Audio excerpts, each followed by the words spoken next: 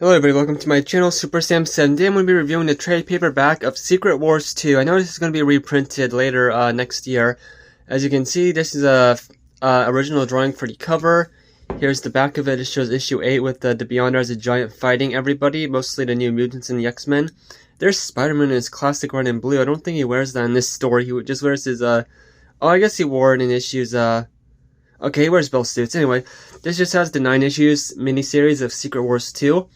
The first Secret Wars was 12 issues. Here you can see last time Earth's heroes encountered the Beyonder, they fought for their lives.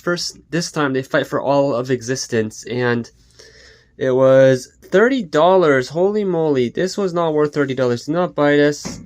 Just get the omnibus. That's my first thing to tell you right now is, there's a Beyonder right there.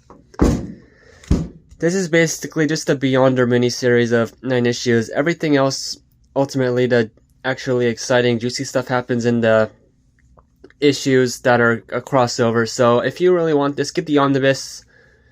You know, just not worth this. Here's the first one, trade paperback.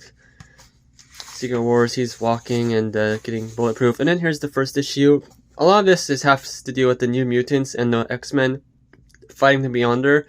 Captain America, Spider-Man, some others appear, but mostly in the tie-in things which aren't in this collection. The Beyonder after Secret Wars has now come to Earth to just explore it, and he's very interested in the humans, and specifically people with superpowers. And as you can see, the Molecule Man, with his girlfriend Volcana, opened this up. Molecule Man is like the most powerful being in the universe except for the Beyonder. So he comes here, everyone's all freaking out. He has a flying car, he creates some guy to be a supervillain, and the heroes fight him, this random guy. He's basically going around learning about desire right here. And he gives this guy all of his desires and he loses the battle. Secret Wars 2, he's going around and he becomes human this time. As you can see, this is not how he will usually look like. He grants people their desires, and he has a run-in with during the Fantastic Four fighting the Hate Monger. He goes to Peter Parker, discovers some things about him, and this is the funny issue where he teaches the Beyonder how to go to the bathroom. What else? Basically, he's learning about, you know, what most people want in life, and this is the one that I remember where he turns a Iron Fist's entire building into pure gold and it crumbles, and then the next 2 issues of Spider-Man at the time follow him saving people from there. Issue 3. This is where it really started coming to light to me. This is the Beyonder miniseries. We're just finding out how himself and how he fits in the human world. Where he gets hired by some gangster to be his bodyguard and have power. And he eventually becomes the ruler of the U.S., of the world. And he's just not happy anymore. He's not desired. He's not fulfilled. So that's the big question here. Issue 4 will be in the Dazzler omnibus that was just announced on Sunday. Or last week on Sunday when I upload this. And he falls in love, or he tries to fall in love with the superhero Dazzler, the mutant Dazzler, Ellison Blair. And he just realizes that it's not going to work. That's not how love works. What else? Sorry about this being so weird. Issue 5, they'll fight the Beyonder, but he just doesn't care. He just can't be hurt. He just lets them beat on him. He goes to, the Celestial's homeworld, and he tells him he's going to destroy the universe, and they fight him, but he says no. He realizes, hey, there's nothing that can stop me. The whole thing is here is like, what's the point of the Beyonder's life? He has nothing, then the Molecule Man being created. We learned here, that was what got the Beyonder to be interested in our multiverse, or the Earth 616 multiverse of Marvel Comics, is because of the Molecule Man's creation, tore a hole into the Beyonder's reality. And that's what started him being interested in humans and whatnot. Okay, Mephisto.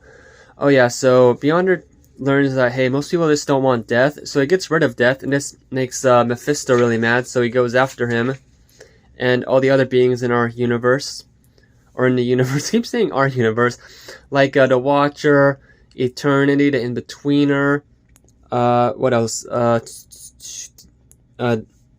Oh gosh, it said here somewhere, but anyway, they all try to stop him, but they can't. Mephisto does. he fails. He gets the thing to try and fight the Beyonder long enough for him to send every supervillain after the Beyonder to keep him in a certain place for a while, so he can use like the Beyonder Bane machine to steal all of his power, and it doesn't work. Issue 8, the Beyonder goes berserk. Yeah, I read the last like 3 issues in one sitting because it was really good. We learn this is when the Puma almost is able to kill the Beyonder, but Spider-Man stops him. Beyonder gets mad at Molecule Man for just the thought of like, hey, humans are happy, why don't you try being human? He's like, I don't get why people want to be mortal. He learns that the Hulk has lost the Bruce Banner part of him at this moment, etc. Spider tries to explain it to him as well. He says no. Well, Beyonder comes back to talk to Molecule Man about, hey, maybe I will be human. And Molecule Man just flips out on him because he thinks Beyonder has come back to kill him. Beyonder then spares Molecule Man's life because it seemed like his wife betrayed him.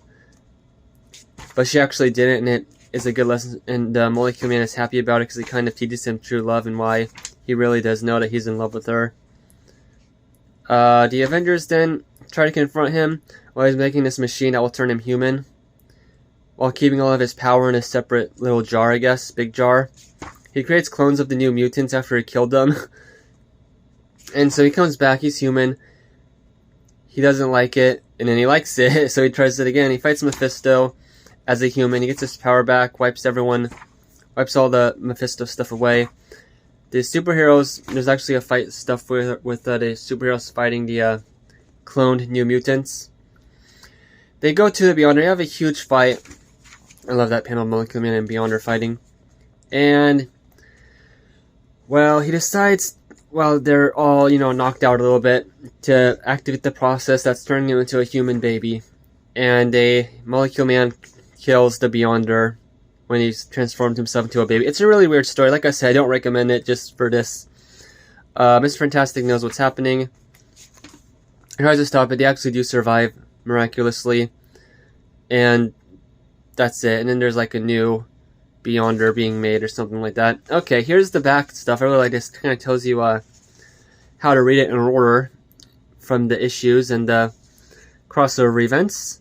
So you can look at that if you want. I know there's only 8 pictures here, but you get it. Look at that. Anyway, some extras. This was in the omnibus apparently. Sort of a fun intro. The trade paperback cover. So, it was cool for Beyonder. I learned a lot about the Beyonder cosmic universe. I like how they had the Eternity and with the Watcher interfere, trying to stop the Beyonder just from doing whatever he wants. I also think the question of what is the point of life? Why is the Beyonder here? What can he do? Why? Stuff like that. I actually really like that question being addressed in comics and media. And, oh yeah, this is also the issue 5, I think. Yeah, it's the first appearance of Boom Boom. And I think, because I remember seeing this first in a... Yeah, she also calls herself Time Bomb for one panel in this issue, so... This is her first appearance. She is a member of the New Mutants. She's there. She tries to hang out and be the friends with the Beyonder, but it just doesn't work out. All the heroes beat up on him, and he just leaves.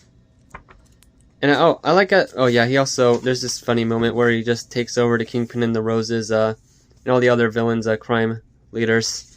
There's this other funny moment. Some of these are funny, where he's like super fat and overfed, and he realizes that he knows that the girls don't really mean that they love him because of his body, so he just changes himself back to have a 6-pack. Where am I trying to flip to? I'm trying to flip to the end of this panel where I like how it says here, the story continues in Daredevil 223, Hulk 312, Avengers 260, Rom and Alpha Flight and Dazzler will be in the next issue, and yeah. He also brings a Thor villain back to life who, I forget who, oh yeah, I think it's Curse, right? What the heck, I think he calls him by his real name, though. He gets brought back to life to fight Thor. Here's a picture of all the beings in the multiverse. Oh yeah, Beyonder also tries to be a superhero for one issue, having some guy just kind of be a secretary telling him where all the world events are, and that doesn't satisfy him, where he's just saving people all the time.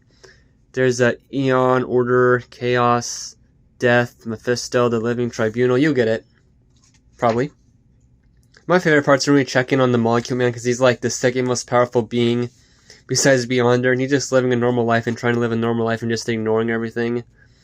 And we also get something more of his origin, or just the retelling, and how I didn't say this in the last part, but Doctor Doom, when he got the power to Beyonder, he took away Owen Reese's mental block that made it so he couldn't control organic molecules. So now Molecule Man is the most powerful, thanks to Doctor Doom and whatnot. Okay, the more I read this, the more I actually really like this and really want to pick up the omnibus, even though it's kind of a waste. Because I already have this, and I already have a bunch of the the issues collected in other collected editions for crossovers. So, with that said, I don't even know what to give it a rating. I mean, just for this, I'd probably give it a 6 out of 10 now, before I'd give it a 5 out of 5. Like, it's not... No, you know what? I'll give it a 5 out of 10. Did I say 5 out of 5 earlier? Anyway, 5 out of 10. You can get it if you want to. It's not a bad thing if you get it and you didn't want to. So, that is my review. I can't believe I talked almost 12 minutes on a 9-issue miniseries I wasn't even that happy about. I don't know what I'm going to review next. It may be an omnibus, actually, but that won't be until next month. But all the same, thank you guys for watching, and have a good one.